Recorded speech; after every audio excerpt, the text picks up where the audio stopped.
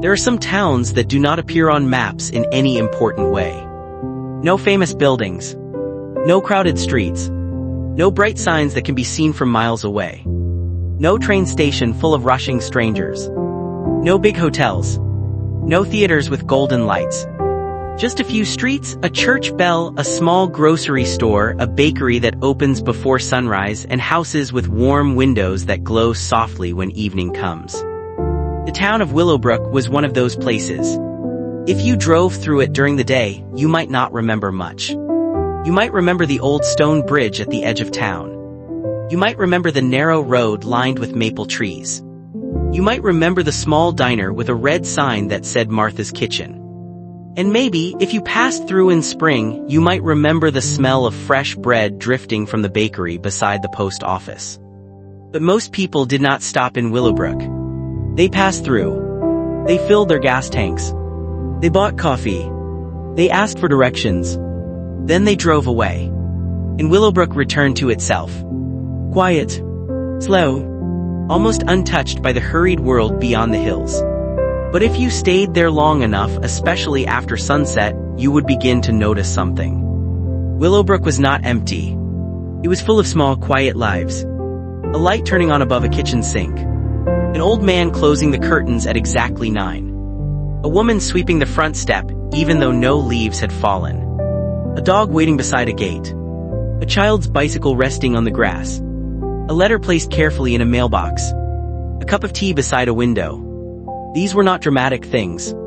They were not the kind of things people wrote about in newspapers. But they were the kind of things that made a town feel alive.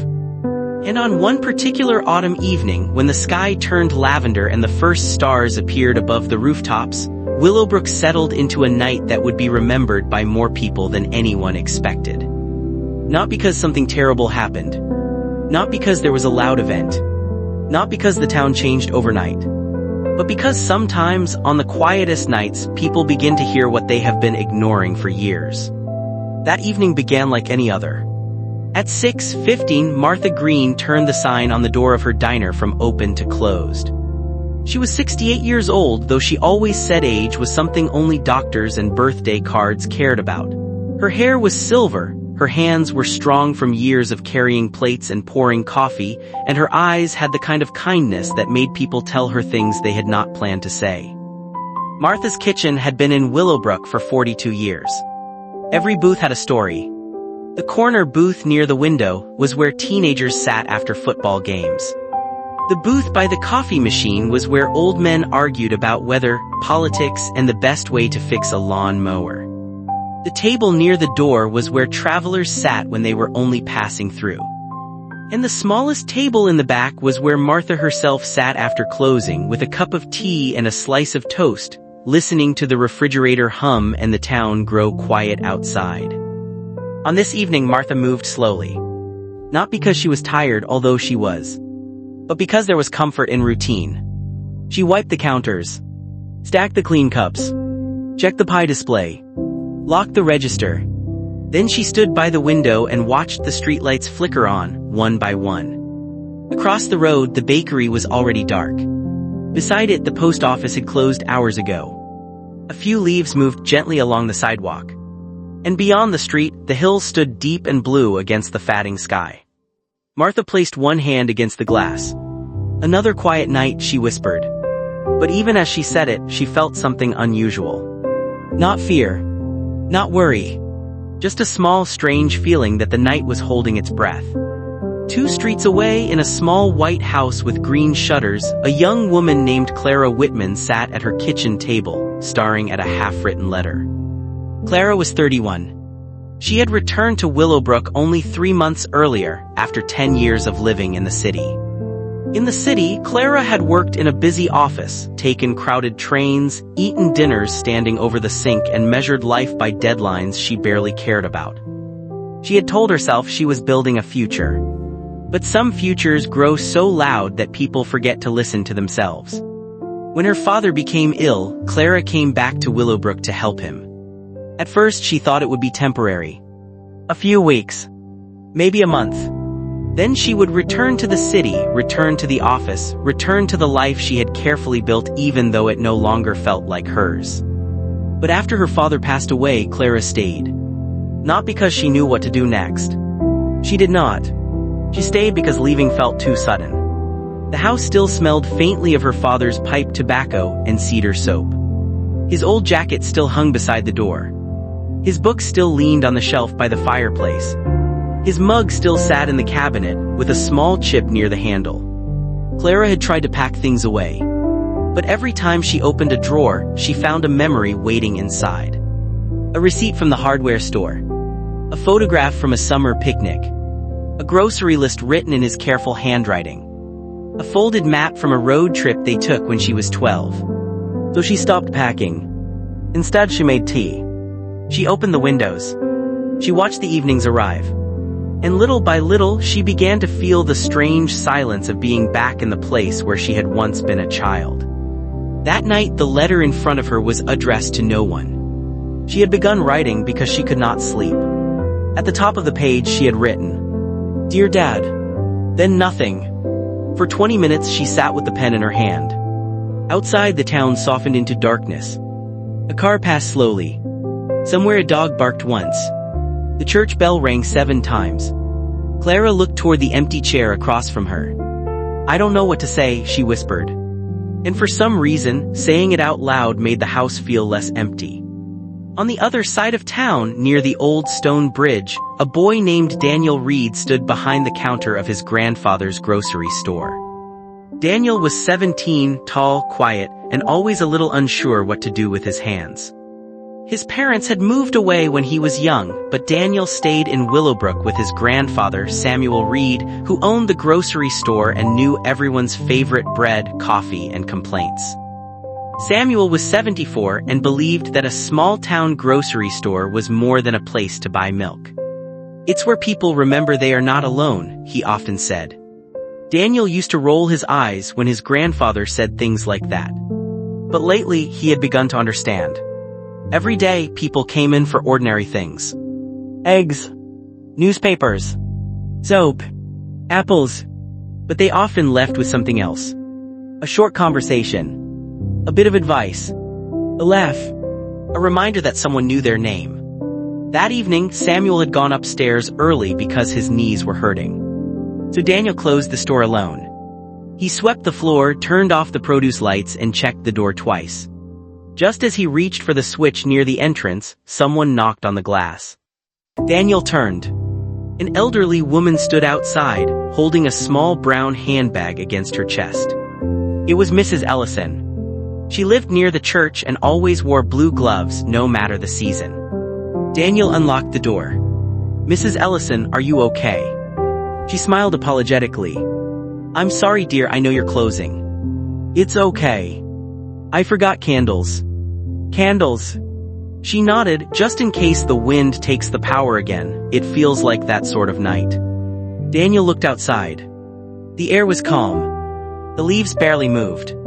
But the sky had grown darker than expected, and a low bank of clouds was gathering above the hills. "I'll get them," he said.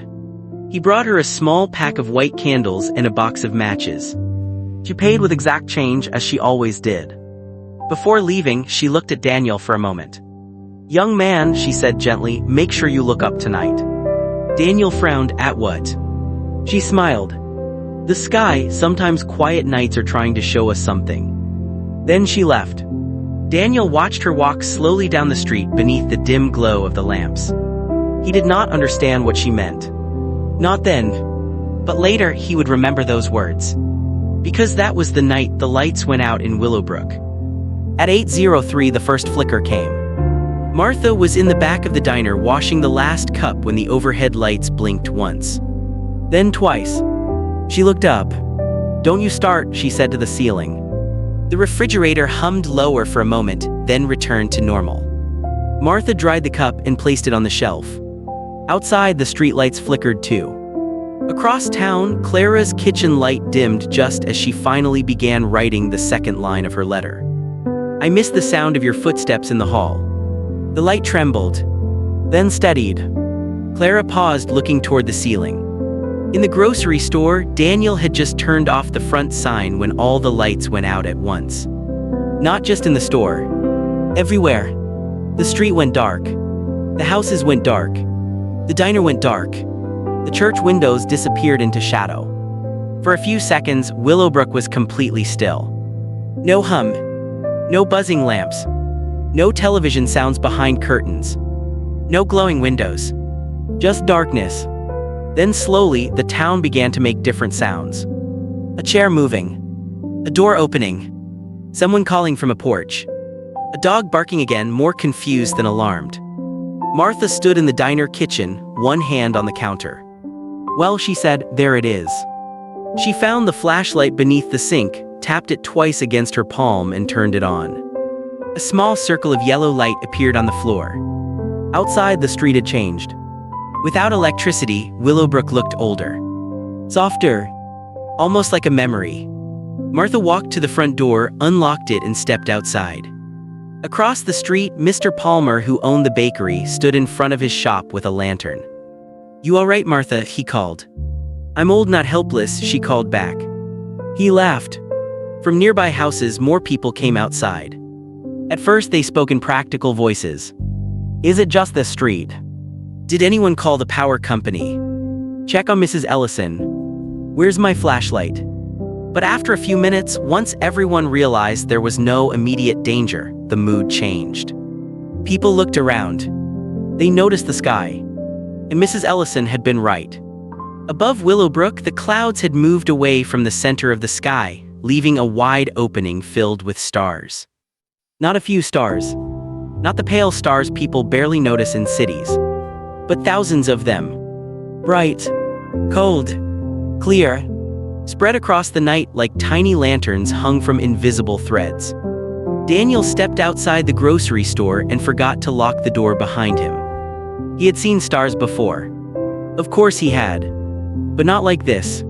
Without the street lights, without the signs, without the warm squares of electricity shining from every window, the sky seemed enormous. For the first time in years, Daniel felt small. Not in a bad way. In a peaceful way. Like maybe the world was larger than his worries. Like maybe life did not have to be solved all at once.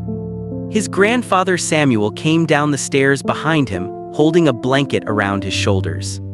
"Forgot how bright they are," Samuel said. Daniel looked at him. "You've seen this before."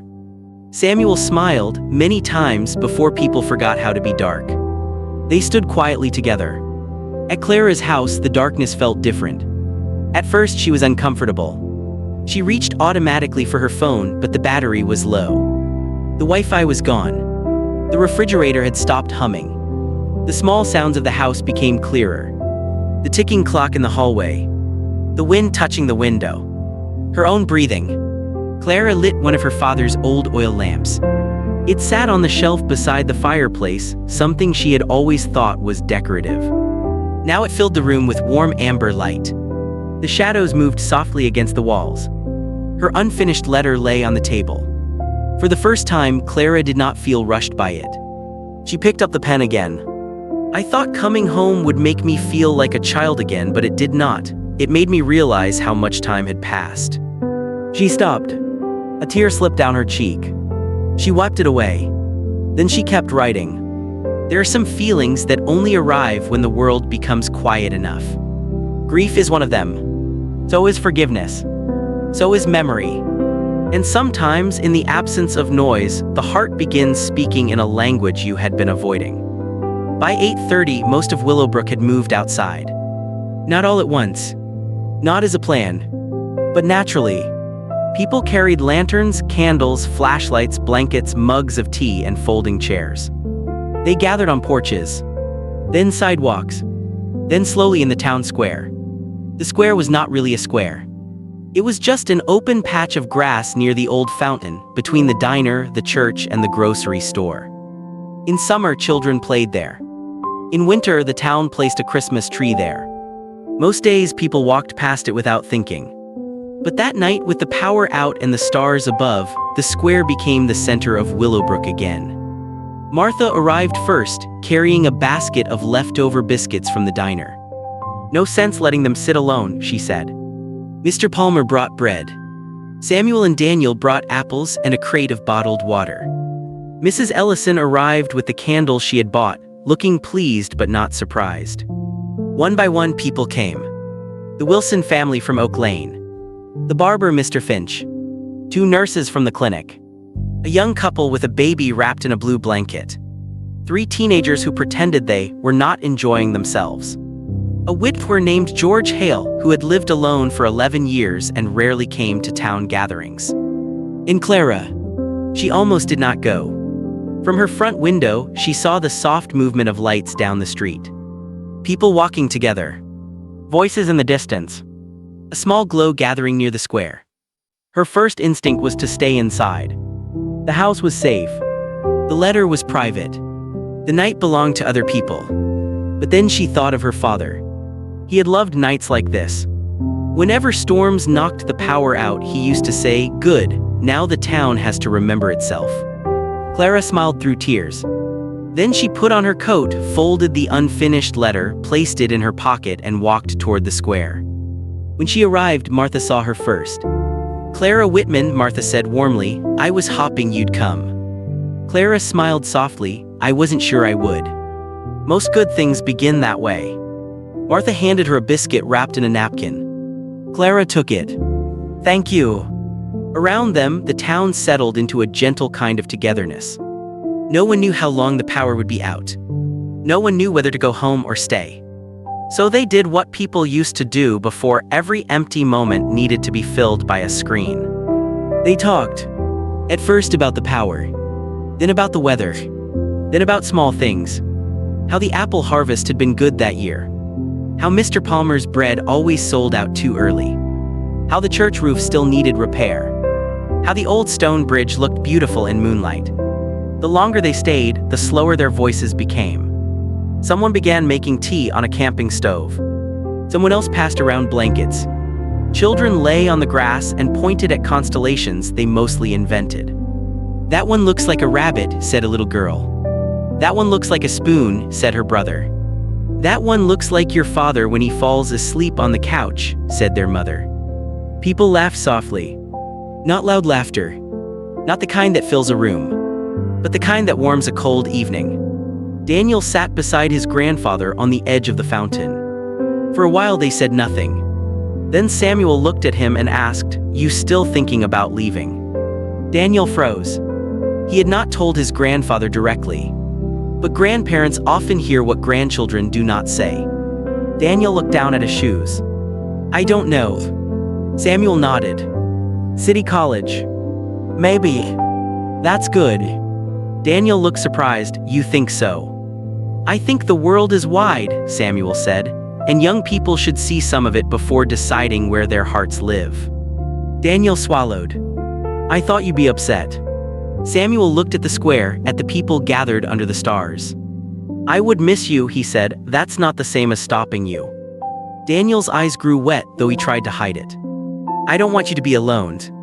Samuel smiled gently. "Daniel, I have been known by this town longer than you have been alive.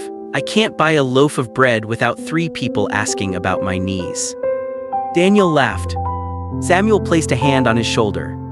"Go if you need to go, stay if you choose to stay, but don't confuse love with guilt." Daniel looked up at the sky. The stars were bright enough to make the darkness feel kind. Nearby, Clara sat on a bench beside Mrs. Ellison. Mrs. Ellison held a candle in both hands, watching the flame as if it were telling her something. "You wrote something tonight," she said. Clara turned to her. "How did you know?" Mrs. Ellison smiled. "You have the face of someone carrying words." Clara laughed quietly.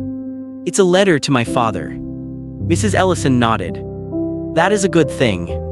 He won't read it." "No," she said softly, "but sometimes letters are not for the person who is gone, sometimes they are for the part of us that stayed behind." Clara looked down.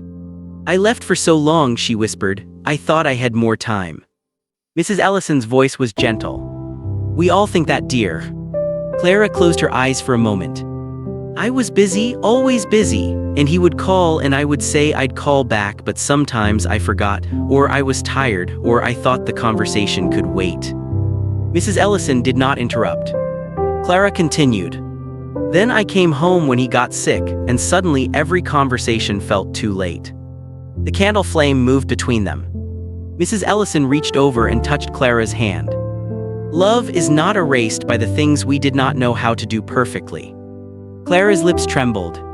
He never made me feel guilty.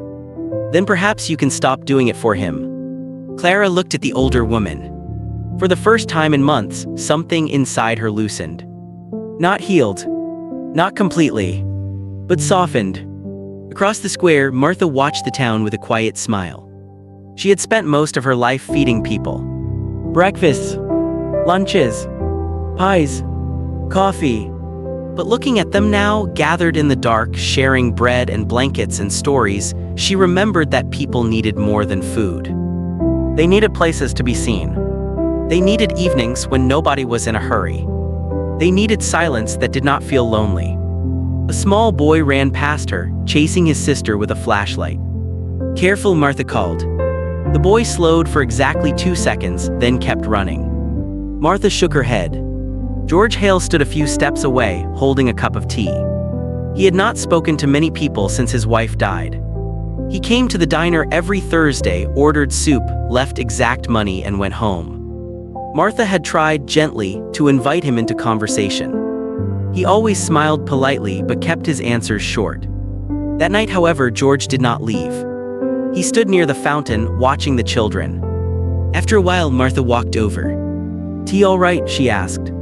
George nodded. "It's good. Not too strong." "No. Not too weak." "No." Martha smiled. "You're a difficult man to get details from." George looked at her, and to her surprise, he smiled back. "My wife used to say the same thing." Martha became still. It was the first time he had mentioned his wife in years. "What was her name?" Martha asked softly. George looked toward the church. "Eleanor. That's a beautiful name. She was a beautiful woman." His voice did not break. But it changed. It became quieter.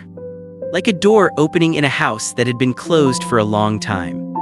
"She loved nights like this," he said. "Power out candles, neighbors wandering around like confused fireflies." Martha laughed gently. "She sounds like someone I would have liked." George nodded. "She would have liked you. She liked anyone who fed people." They stood together without speaking for a while. Then George looked at the group gathered around the fountain. "I forgot this," he said. "What?" He gestured gently. "This, being near people without needing a reason." Martha looked at him. "You can remember again." George took a slow breath. "Maybe." And in Willowbrook, maybe was often the beginning of something. As the night deepened, the town changed again. The first hour of the blackout had been practical. The second became social. The third became something almost sacred. People began telling stories. Not because anyone announced it, but because the darkness made storytelling feel natural. Mr. Palmer told the story of how he burned 300 loaves of bread on his first week as a baker. Martha told the story of the time a traveling musician paid for breakfast by playing violin in the diner until noon. Samuel told the children about the winter the river froze so solid that people skated from one end of town to the other. Mrs. Ellison told them that when she was young, she believed the moon followed her home to make sure she arrived safely. The children loved that. One little girl looked up and whispered, "Maybe it still does." And no one corrected her. Clara listened with her folded letter in her pocket. Each story felt like a small lamp. Not bright enough to erase the darkness, but enough to make the darkness gentle. At some point, Daniel asked his grandfather, "Was Willowbrook always like this?" Samuel shook his head. "No town is always anything. Places change because people change. Sometimes they grow close. Sometimes they drift apart. Which one are we doing?" Samuel looked around. "Tonight, close." Daniel nodded. He thought about leaving. He thought about staying. He thought about the grocery store, the city, his grandfather, and the stars. And for once, he did not try to decide everything immediately. That felt good. At 10:47, the power was still out. But nobody seemed eager for it to return. Martha had gone back to the diner and brought out a large pot of soup that was still warm from the afternoon. Mr. Palmer sliced bread. Someone found paper bowls. People ate under the stars. The soup was simple. Potatoes, carrots, onions, a little thyme. But because the night was cold and everyone ate together, it tasted better than anything fancy could have. Clara sat near George Hale. For a while neither spoke. Then Clara said, "I'm sorry about your wife." George looked at her. Most people avoided saying that now. Maybe because it had been years. Maybe because they thought grief had an expiration date. It doesn't. It only changes shape. "Thank you," George said. "My father passed this summer," Clara said. "I heard." She nodded. "I keep trying to feel normal." George looked at his cup of soup. "Normal changes." Clara looked at him. He continued. "For a long time after Alina died, I waited to become who I was before. I thought healing meant getting back to that man." "Did you?" "No," he said, "and one day I realized I wasn't supposed to. Love changes you. Loss changes you too. The point isn't to become untouched again." Clara listened. "What is the point?" she asked. George looked toward the stars. "To become someone who can still be kind with a changed heart." Clara held the bowl in both hands. The warmth spread through her fingers. "Do you think that's possible?" George smiled faintly. "I'm here tonight, or I." Clara looked around the square. At Martha passing biscuits. At Daniel helping his grandfather stand. At Mrs. Ellison showing children how to shield a candle from the wind. At people who had lived near one another for years and somehow looked different under starlight. "Yes," Clara said softly, "you are." Near midnight the air grew colder. Some people went home. Parents carried sleeping children. Porch lights were still dark. The town remained under the stars. But a smaller group stayed in the square. Martha, Samuel, Daniel, Clara, George, Mrs. Ellison, Mr. Palmer, and a few others wrapped in blankets. The conversation slowed. Words became softer. Long pauses settled between sentences. No one seemed uncomfortable. That is one of the gifts of a quiet night. It teaches people that silence does not always need to be fixed. Sometimes silence is the place where peace sits down. Clara took the letter from her pocket. The paper was slightly folded at the edges. She looked at it for a long time. Then she stood. "I think I need to read something," she said.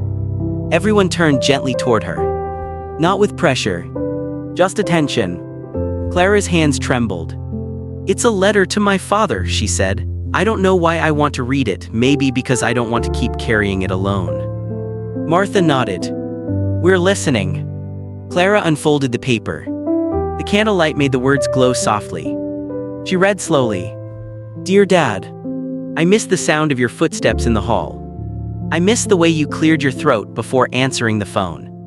I miss how you always left one light on, even when I said I was too old to need it.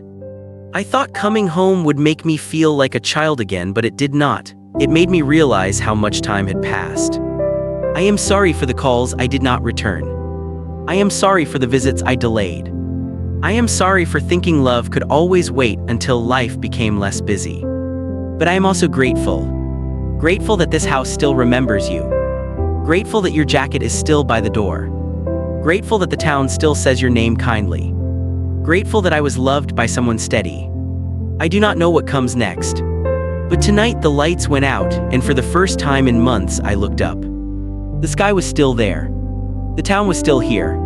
And maybe I am still here too. Love, Clara." When she finished, nobody spoke immediately. The silence was not empty. It was full. Mrs. Ellison wiped her eyes.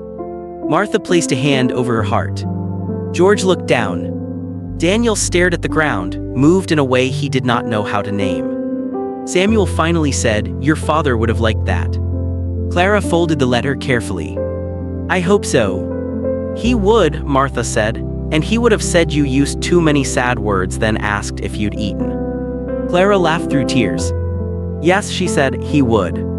And that laughter, small and tearful, became one of the gentlest sounds of the night. At 1:12 in the morning the lights returned. The streetlights blinked awake. The diner sign flickered. Windows glowed across Willowbrook. The refrigerator in Martha's kitchen began humming again. A few people cheered softly, but others looked almost disappointed. After hours under the stars, the electric light seemed too bright. Too sudden. Too eager to return everything to normal. People began gathering their blankets, cups, lanterns, and sleepy children. The square slowly emptied. But nobody hurried. They said goodnight differently than usual. Not quick nods. Not distracted waves. They looked at each other. They smiled. They meant it. Good night, Martha. Good night, George. Sleep well, Clara. See you tomorrow, Daniel. Careful on the steps, Mrs. Ellison.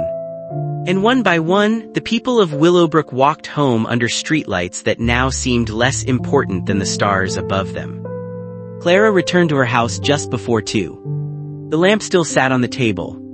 Her father's chair was still empty. The house was still quiet. But something had changed. The silence no longer felt like a closed room. It felt like a gentle place to rest.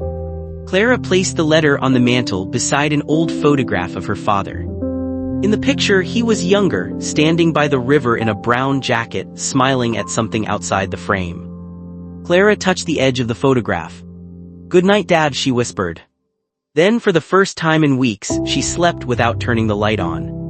At the grocery store, Daniel helped Samuel up the stairs. His grandfather moved slowly, one hand on the railing. "You all right?" Daniel asked. Samuel nodded, "Just old." Daniel smiled. "You always say that like it's a job title." "It is full-time." They reached the apartment above the store. Samuel sat in his chair by the window. Daniel brought him a glass of water. For a while they watched the town grow quiet again. Then Daniel said, "I think I still want to apply." Samuel looked at him. "To the college?" Daniel nodded. Samuel smiled. "Good. But I'll come back," Daniel said quickly. "On weekends, holidays, and I can help with orders online and—" Samuel raised a hand. "Daniel." He stopped. "Go live your life," Samuel said gently. "Do not make your future smaller to make me feel safer." Daniel's eyes filled. "But I love this place." "Then leaving won't erase it." Daniel looked out the window. The street was empty now. But not lonely. That was new. "Do you think people can have more than one home?" he asked. Samuel smiled. "If they are lucky." At the diner, Martha washed the soup pot slowly. She was more tired than she had been in a long time. But it was a good tired. The kind that comes after a day that mattered. Before turning off the lights again, she took a piece of paper and wrote a note. Then she taped it to the front window of the diner. It said, "Tonight's special, soup, bread, and a place to sit." She looked at it and smiled. Then she added one more line. "No power outage required." The next morning people saw the sign and laughed. But they came. Not all at once. But steadily. George came for coffee. Clara came for toast. Daniel came for lunch. Mrs. Ellison came for tea and claimed she had known all along that the blackout would do the town some good. By afternoon, someone suggested they gather again in the square that weekend. "Without waiting for the power to fail," Mr. Palmer said. And so they did. On Saturday evening, the people of Willowbrook came to the square with blankets, bread, soup, lanterns, and stories. The lights stayed on. But many people brought candles anyway. Children lay in the grass and looked for the rabbit in the stars. George told a story about a leaner. Clara listened without crying. Daniel talked about college applications. Samuel pretended not to be emotional about it. Martha poured tea. Mrs. Ellison watched the moon and said, "It's following us again." No one argued. Weeks passed. Then months. Autumn turned into winter. Winter into spring. The town did not become perfect. No town does. People still argued. Bills still arrived. Roofs still leaked. Cars still broke down. Loneliness still visited some houses. Grief still sat in certain chairs. But after that quiet night, Willowbrook remembered something it had almost forgot. That people can live close together and still be strangers. But they do not have to remain that way. A small invitation can become a habit. A shared meal can become a tradition. A dark night can become a memory bright enough to guide people later. Martha's diner became busier in the evenings. Not crowded, just warmer. George began coming twice a week.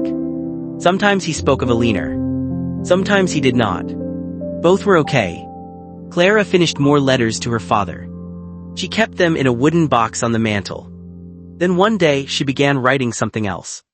A story. It started with a town where the lights went out and everyone finally looked up.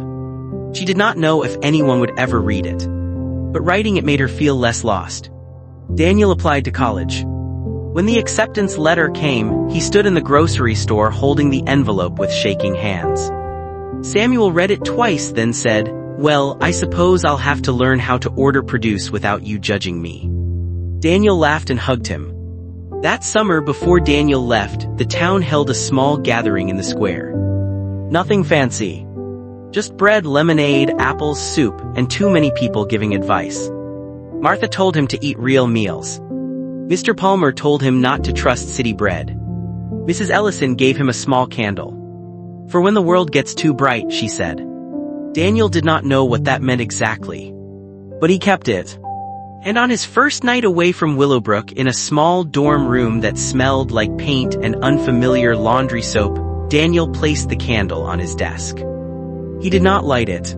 He didn't need to. Just seeing it reminded him that darkness was not always something to fear. Sometimes it was an invitation to look up. Years later, people in Willowbrook still talked about the night the power went out. They remembered the stars, the soup, the letter, the laughter, the way the town looked without streetlights, the way people's faces looked in candlelight. Children who were too young to remember grew up hearing about it as if it were a local legend. Was it scary, they would ask. And the adults would smile. No, they would say, it was quiet. And somehow that answer was enough. Because not every meaningful night arrives with thunder.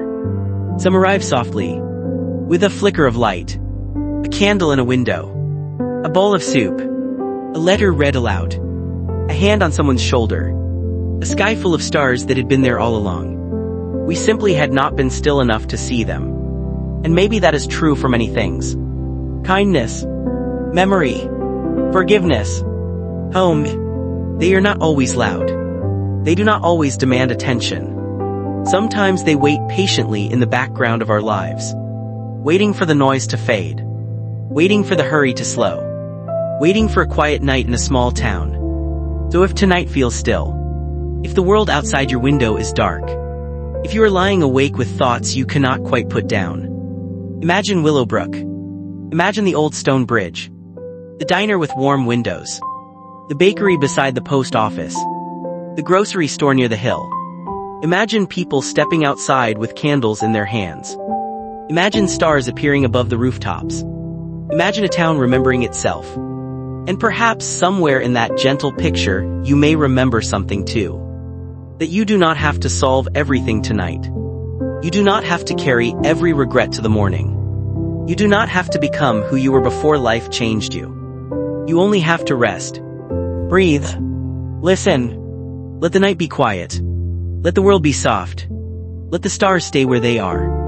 And when morning comes, as it always does, perhaps one small light inside you will still be glowing. The end.